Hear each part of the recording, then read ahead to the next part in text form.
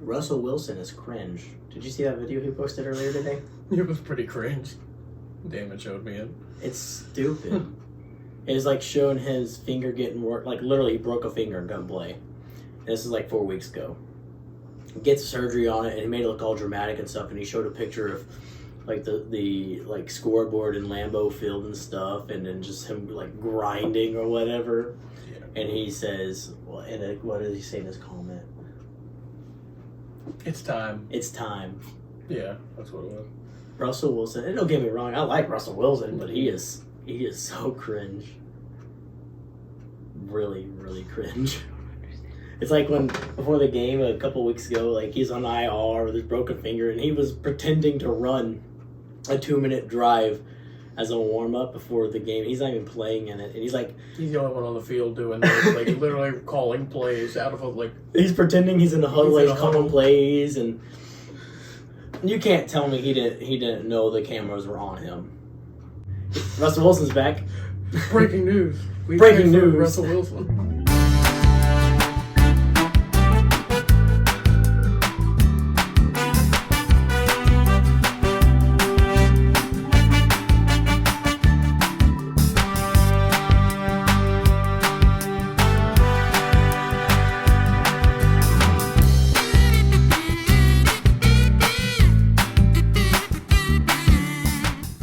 But yeah, Russell Wilson's going to be playing on Sunday against the Packers. By the way, welcome to the Packers family. I am Damon. I'm Christian. And today we're going to be talking about the Seattle Seahawks at the Green Bay Packers this coming Sunday, which is November 14th at 3:25 p.m. Be able to watch the whole game. Oh, yeah. Russell Wilson is coming back. It sounds like Chris Carson's going to be back too. So they're going to be at what seems to be full health on their offense. Healthy at the right time. Though that doesn't really mean too much. And we'll talk about that in our analysis of the Seattle Seahawks and how well they've been doing this season or not well they've been doing this season. They are a 3-5 team, but they are, I would consider, a dangerous team. Yeah, dangerous. Dangerous, especially with Russell Wilson coming back. And for the Packers, there is at this point in time, we are filming this on Monday, a little early, but that's the only time we can film. There's a 99% chance that Aaron Rodgers plays on Sunday. He is still in the C-19 protocol, but he's going to hopefully be back. He'll be out of that protocol on Saturday. Now, he still has to test negative on Saturday, and I believe on Sunday morning to actually play in the game. Has to be no symptoms, no fever, anything like that. And then if he does all that, test negative, he's good to go. And it seems like he's trending that direction. Now he still has to test negative, but he hasn't had his symptoms as of late. We need him. We need him. And it's not to say that Jordan Love did terrible against the Chiefs. He was just first time playing. Hostile environment. One of the hardest stadiums to play at. So if Jordan Love's in there, I actually still feel decent about the game. But I will feel much better if Aaron Rodgers is back, right? Killed them with indifference. AR-12. AR-12, yeah. So we're going to assume in this video that he's back. If not, just a real quick thing on Jordan Love. If Jordan Love has to step in there, he's got to make better throws, more on-time throws. He can't be throwing them high like he did against the Chiefs. It wasn't his fault, though. That O-line, we did not... What happened to our offensive line in that game? I don't know. Even if Aaron Rodgers is back or if Jordan Love's in there, our offensive line needs to be better, and they are better than that. I don't know what happened. The Chiefs' pass rush has been terrible all season, and yet against us... Light it up. Now, they blitzed a lot against us, the Chiefs. Pretty much a rookie quarterback, Yeah. I mean, he's not a rookie, but, for a start, so... And that's what the Chiefs do. So I learned from the game that Jordan Love, it seemed like Matt LaFleur was calling plays like he would call for Aaron Rodgers. It didn't seem like plays that were designed for Jordan Love. When Jordan Love had time in the pocket, though, he was delivering nice strikes, but... His timing with Devontae and other receivers was a little off. No reps with him, really. No reps. I mean, I think Devontae didn't get back until Thursday. Jordan didn't know he was playing until Wednesday when Aaron Rodgers got the news about having C19. And so, I mean, there was not enough time to get those reps in there. Devontae wasn't in there for OTAs this offseason when it was Jordan Love's time this offseason. So they haven't had a whole lot of time to actually work together. So there were some missed opportunities in that. And if, this week, Aaron's not going to be able to be back until Saturday. So Jordan Love is going to be the starting quarterback through the week until game day when Aaron Rodgers will theoretically and hopefully take over. So that might be a good time for him to get some extra reps in with Devontae if just necessary. in case. Because there's a lot of those back shoulder throws and stuff that were just off. I saw one where Jordan was actually looking for the back shoulder and Devontae was not. Devontae was going up and Jordan was looking for the back shoulder and they just completely missed it. It was on a 3rd and long and it was the back shoulder was there and Devontae just didn't know. And that's just not working together enough. There's just no chemistry there yet. None. So Russell Wilson's going to be back. It seems like Aaron Rodgers should be back. It ought to be a fun one. Should be a good game at Lambeau. Russell Wilson's a turnover machine at Lambeau. Yeah, let's talk about our defense. The Packers defense. Let's start with the Packers defense. I didn't mean to cut you off. No, that's good. I love it. I want to talk about that defense. Go ahead. I mean, Joe Barry, he was criticized week 1, just everyone hated him, and now it's like everyone's praising him. I was reading on Twitter yesterday, why can't Joe Barry coach special teams? I was like, well, why can't he? Because special teams are terrible, but we'll get to that. Our defense is fast. Like, they are really, really fast, and it's led by Devondre Campbell, who is putting on a Pro Bowl, if not all-pro season at the middle linebacker position. He leads our defense. He calls the plays. He's an amazing leader, and he is fast. Sideline from sideline. He stopped the Chiefs on a lot of those outside runs and pass plays and stuff. They would throw off to like Tyreek Hill or something like that. Devondre Campbell would come in there, and he would just stop it. I was impressed with Chris Barnes yesterday, too. He stopped that touchdown. Oh, that was awesome. You were live at that. I was watching it on TV. That just looked like it hurt. Blew him up. And the Chiefs were going to go for it in 4th down there, and they had that false start into that kick. Savage had a good game, stopping Tyreek Hill. Which says a lot, because our defense is still filled with injuries. We're missing our top 2 corners yesterday. Jair's still not back, and Eric Stokes got injured in warm-ups. Kevin King had a pretty solid day.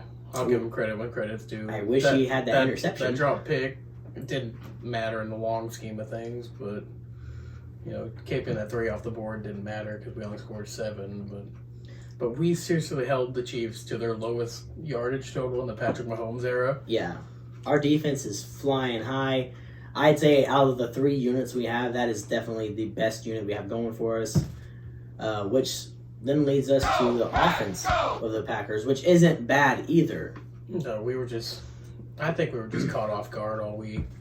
Caught off guard, yeah. Lose your starting quarterback, next thing you know, you got your backup in there. You're going into a hostile environment. And it just wasn't a recipe for success. It really loud. Wasn't, It was very loud in Arrowhead. Me personally, if I was starting my first game, I wouldn't want to go into Arrowhead and play. No, you'd want a nice, easy home game to start out in and stuff. Just timing issues is what it was. And with Aaron Rodgers, hopefully if he is back, I mean, it's Aaron Rodgers, but hopefully his timing's not thrown off away from the team and stuff. It's Aaron Rodgers. He's going to step in there, probably no problem. Yeah, I just hope I hope he isn't rusty. Yeah. But our running backs, I really think, and I know Coach LaFleur thinks this too, but he's got to stick with the run better. I mean, A.J. Dillon is a man. He is a beast. Yeah, remember, he came from Tennessee, so he knows what it's like to play with a really good power back in Derrick Henry. And over the last few weeks, A.J. Dillon has kind of been stepping up into that RB1 role. Yeah. I mean, because Aaron Jones, he looks okay, but he just doesn't carry defenders 8 yards every time he's touched. But man, there was a couple of those runs with Aaron Jones as our other stud running back. Yeah. My dad, who at the game with me, was super impressed in how he saw Aaron Jones literally get surrounded in the backfield. The next thing you know, he's up there for 8 yards because he's so nimble and small. He can get between defenders and pop out there. We do have a good 1-2 punch there at running back. We need to utilize that more. I feel like we're pretty balanced overall with a run to pass, but I almost think we need to go more heavy run. Every time we've ran the ball a lot, we've come away with the dubs. Yeah. I mean, that's how we beat the Cardinals. Yeah, exactly. I mean, we had no real other option. Well, Like. the Cardinals knew what we were going to do more than likely, and they still couldn't stop it. Go, Pack, go! We need to talk about our special teams. We need to have a talk. They're not special. That tweet you showed me, like, that's exactly what they are. They are not special. Special teams are not special. Special teams are not special at all. Block field goals, muff punts. That's why we lost the game. It is. I mean, those missed field goals alone cost us 6 points, and that was the difference in the game right there. And then you include the muffed punt of sorts. It barely hit the guy's foot, actually. I mean, that allowed the Chiefs to be in the red zone immediately, and even though our defense stepped up again and forced a field goal, that's a 9-point swing with those 2 missed field goals and the muff punt right there. That's the difference in the game. Packers win if that doesn't happen. What? Drove on them 5 times and come away with nothing, 0 points or something. You know, that can't happen. We got into their side of the field 5 times and scored 0 on that. Yeah. And then, special teams not stepping up and doing their part. That's a backbreaker. Amari Rodgers probably shouldn't be back there getting punt returns anymore. I heard there might be an available running back who was really good for us in punt returns before. Tyler Irvin, we're looking at you. All right. Maybe the Packers go ahead and try to bring him in to kind of give Amari Rodgers a break from that, because he seems like he's getting afraid to get the punts anymore because he's afraid he's going to drop it. We have to do something, because if you have a bad special teams, we're going to lose games. I mean, we did. That's a huge part of, it's a 3 personnel group there, offense, defense, special teams. And when you got a weak link, I mean, we have to do something about it. Special teams has been a weak link for us for the past 3 years. You think Coach Mo would have got it put together a little bit. Coach Mo's doing a good job. Sometimes it's not the plays, it's the players. And they're trying really hard to figure out what's going on the right side of our field goal unit. Still leaking really bad there. But the issue is also on the blocked one. A lot of people were talking about, I think it was Dean Lowry was on the right side and how he should have went in and not out. But it wasn't just that. The ball literally from the long snapper, who's a new long snapper, by the way. We got rid of our old one, brought up a guy from the practice squad. The ball from the long snapper came out wrong, where Bojo couldn't actually get the laces out. They were facing in toward Mason Crosby. You can go back and rewatch that blocked field goal, and you'll see the laces facing Mason Crosby. That's never a good thing for a kicker. Never. It causes a low trajectory. And if there's a low trajectory, guess what the defenders can do? They can just lift their hands up and swat the ball. Blocked. Blocked. Or in that case, it was missed, wasn't it, that one? Both of them were laces in. Even the missed one, the blocked one was in. Actually, I'm not sure about the full-on, just straight-up missed one. It didn't look good, though, from the That was still a long kick, though, too. Still, Mason wouldn't have normally made that. It's don't blame Mason Crosby. All right? You don't necessarily even blame the long snapper, a Bojo, or punter who's our holder for that. It's a whole operation just messing up. And that can't happen, and it's been happening all season long. And I know the Packers are scrambling to get this figured out. They need to get it figured out quick because it costs us a game now. It finally cost us. And if we get to the playoffs like our Packers' aspirations are, we can't have that cost us an NFC Championship game. Because we're going to be playing the best of the best again, and we got to be ready for it. Let's talk about the Seattle Seahawks defense. They have pieces, but they just don't put it together. They haven't the last few seasons. I mean, some games they'll come out and ball out and act like, the old Seattle defense, and then you got times where they just let up a ton of yards and can't stop anyone. They're really weak at corner.